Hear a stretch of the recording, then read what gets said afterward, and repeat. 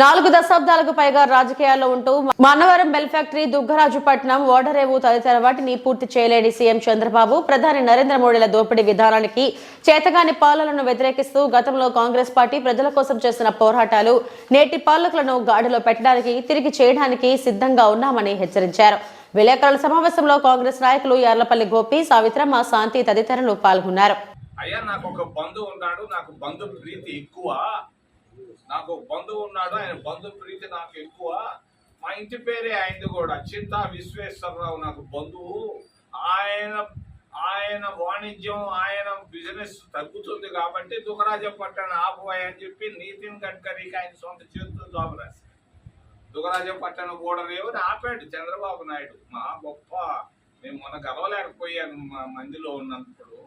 మరి దుగ్గరాజపట్నం ఓడరేవు ఈ ప్రాంత అభివృద్ధి అడ్డుకున్నటువంటి మహా గొప్ప మన ప్రాంతంలోకి వచ్చినటువంటి ముఖ్యమంత్రి గారు దుగ్గరాజపట్నం ఓడరేవుని ఆపాడు. మరి ముఖ్యమంత్రి అయిన తర్వాత మరి గాడి తప్పిపోతా ఉంది. గాడి తప్పిన పరిపాలన నేను గాడిలోకి తెస్తున్నాను నిన్ననే అన్నాడు ఆయన అసెంబ్లీలో. మన్నవరం బెల్ ఫ్యాక్టరీని మేము తెచ్చాం 2010లో. ప్రతి ఇంటికి ఉద్యోగం ఇస్తా అన్నాం. ప్రధానమంత్రిని తీసుకొని వచ్చాం. ఆయన ఏం చెప్పాడు? ప్రతి ఇంటికి ఉద్యోగం ఇస్తానని. మనవరం బెల్ ఫ్యాక్టరీని ఎందుకు ఆపారు? ఎందుకు ఆపారయ్యా? ఏదన్నా కారణం ఉందా? 750 ఎకరాలు ఇచ్చాం, మంచి పొలాలు ఇచ్చాం, భూములు ఇచ్చాం, పునాది రాయి వేసాం, డబ్బు ఇచ్చాం. ఎవరు ఆపారు? మేము ఓడిపోయినాం 2014లో. ఓడిపోవడంతో మొత్తం ఓడిపోయినట్టేనా? నువ్వు ముఖ్యమంత్రిగా వచ్చి ఎందుకు మన్నవరాన్ని గాడిలోకి తీసుకురాలేదు? ఎందుకు దాన్ని సరిగ్గా ముందుకు తీసుకెళ్లలేదు? ఎవరు ఆపారు దీన్ని? నువ్వు ముఖ్యమంత్రిగా ఉన్నప్పుడు కదా ఆగిపోయింది. మరి ఎందుకు ఆగిపోయింది? మన్నవరం బెల్ ఫ్యాక్టరీ, దుగ్గరాజపట్నం ఓడరేవు రెండు ఈరోజు ఆగిపోవడానికి కారణం చంద్రబాబు నాయుడు అని నేను చేతులెత్తి సూటిగా చూపిస్తున్నా. కాదని ఆయన చెప్తాను. కాదు అని చెప్పగలడా చంద్రబాబు నాయుడు? 7,800 మంది నిరుపేద మహిళలకు ఇల్లు తెచ్చాం. నువ్వు ఆపింది నీ ప్రభుత్వమే కదా. 292 కోట్ల రూపాయలు మన్మోహన్ సింగ్ సంతకం పెట్టి ఇచ్చాడు. అదే చివరి సంతకం పాపం ప్రధానమంత్రిగా. మరి ఎలక్షన్ కమిషన్ వాళ్ళు మరి కోడ్ వచ్చినా కూడా వెనక తేదేసి ఇచ్చాడు. ఎందుకు ఆపేవయ్యా 7,800 మంది నిరుపేద మహిళలకి? ఇవి చంద్రబాబు నాయుడు ఈ గాడి తప్పిన పరిపాలన అంటూ నిన్న చెప్పాడు కాబట్టి ఈ రోజు గాడిలోకి తీసుకురావయ్యా. నేను నిన్ను ఎక్కువ విమర్శించదలుచుకోవాలా, కానీ చెప్పక తప్పదు. ఇవన్నీ మా కడుపులో మంట ఇదంతా. నువ్వు తిరుపతి రాజధాని చెప్పని ఆర్ బ్రహ్మం గారు ఎప్పుడో చెప్పిందని నేనంటే నా పైన పోయప్పో ఎంత ఒత్తిళ్ళు. ఎలక్షన్ అప్పుడు చివరికి నా టికెట్ కూడా ఆపారు కొంతమంది. ఓహో ఓహో ఓహో, దీనికి వెనకాల వ్యక్తి ఎవరో కూడా నాకు తెలుసు. ఏమయ్యా నీకు అంత ప్రేమ అమరావతి పైన?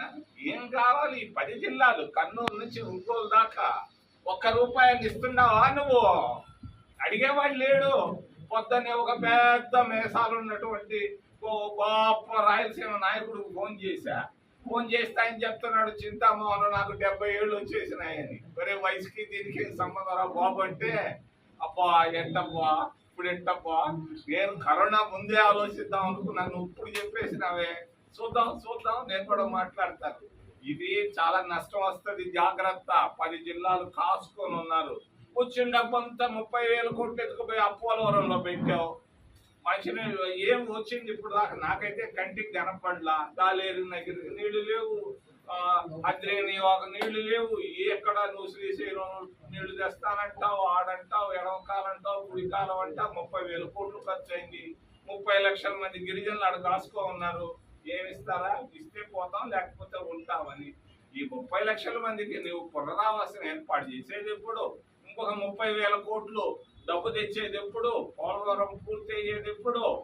అమరావతి న్యూయార్క్ సిటీ పూర్తి అయ్యేదానికి 300 సంవత్సరాలు పడితే మరి న్యూఢిల్లీ సిటీ పూర్తి అయ్యేదానికి 100 ఏళ్ళు పడితే నువ్వేంది రేపు ఏళ్ళలో పూర్తి చేస్తానంటావు? 11,000 కోట్ల అప్పు, 9% రేట్ ఆఫ్ ఇంట్రెస్ట్ తెస్తావు. వాటి నుంచి ప్రతి నెల వడ్డీకి డబ్బులు కట్టాలా?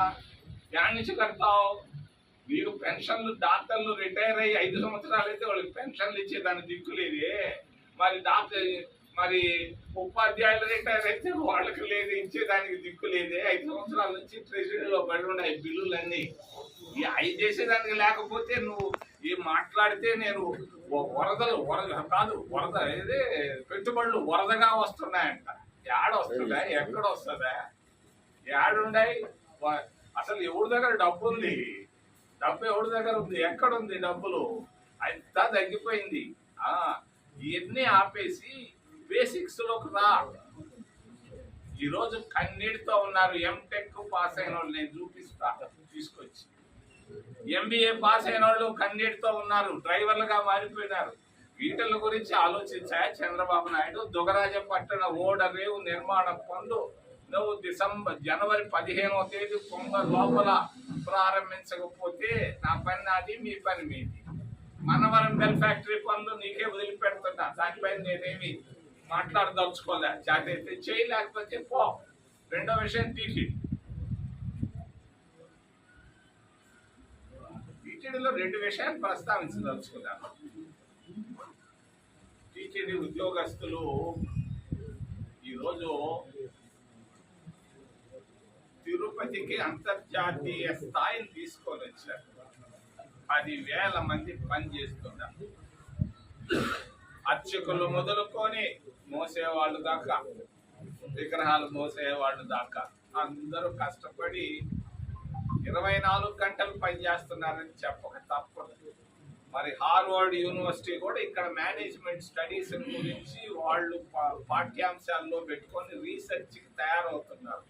వాళ్ళు చేస్తున్నటువంటి స్కిల్ఫుల్ సర్వీసెస్ ప్రపంచంలోనే ఇంత మేనేజ్మెంట్ ఎక్కడా లేదట ఏ ఇన్స్టిట్యూట్. మరి ఇటువంటి ఇన్స్టిట్యూట్లో పనిచేస్తున్నటువంటి వాళ్ళకు